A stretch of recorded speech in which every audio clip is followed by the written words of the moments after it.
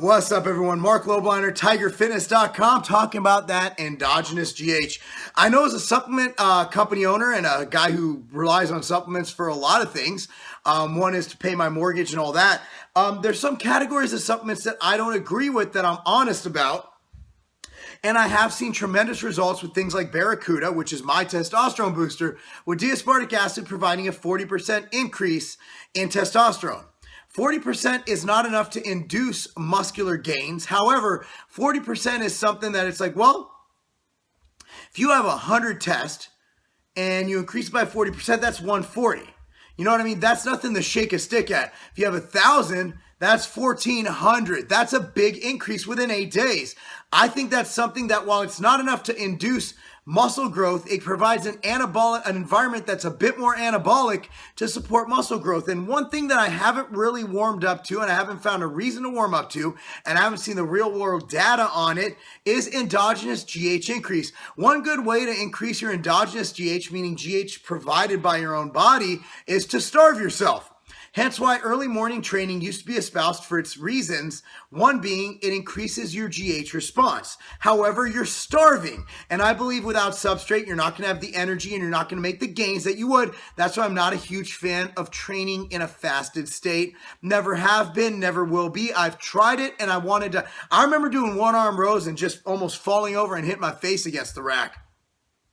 If I wake up, I don't care if it's 2 a.m., 3 a.m., or 12 p.m., I'm having me some food, or at least a couple scoops of MTS whey with some blueberries before training, just for that immediate energy substrate. I just need it. Maybe it's mental, maybe it's not. Now, as far as GH response, a lot of go, oh, it increases your GH release. It increases this.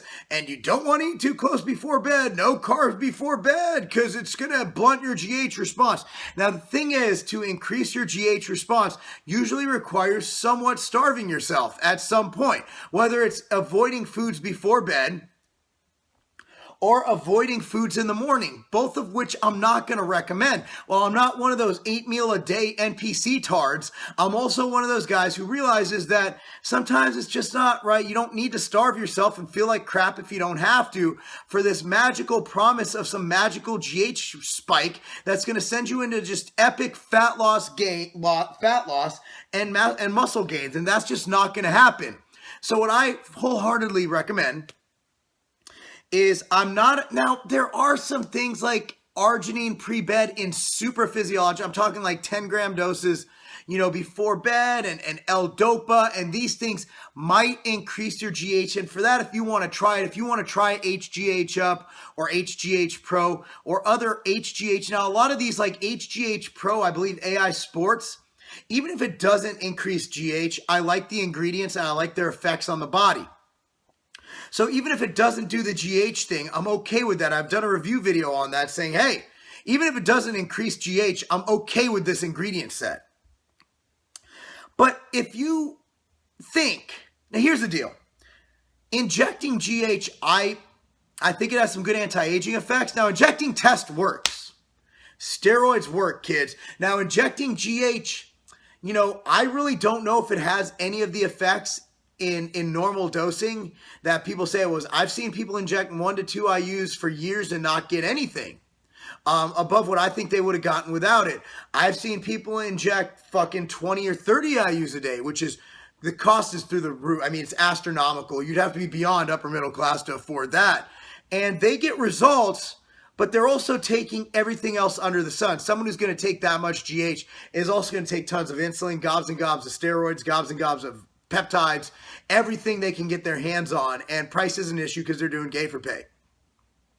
So, I mean, that's the problem. We have no control group. All I got is that there's nothing on the market that's going to increase your GH as much as injecting 1 IU of GH a day. And you're not going to see even any expert, any bodybuilding expert, any guru will tell you that an IU a day isn't going to do much, if anything. So why would you purposely spend money or starve yourself or whatever to get under what injecting something will do in the body? You know what I'm saying? That's why I'm saying if you want to take a product like HGH Pro, HGH Up, they have good ingredient sets. I personally love the ingredient set in HGH Pro for anti-catabolic effects. I like it. For stress effects, I like it. I'm not bad with it. I like it, right? But to take it for the HGH effect or to do anything in life to elicit an HGH response endogenously, I don't think it's worth it.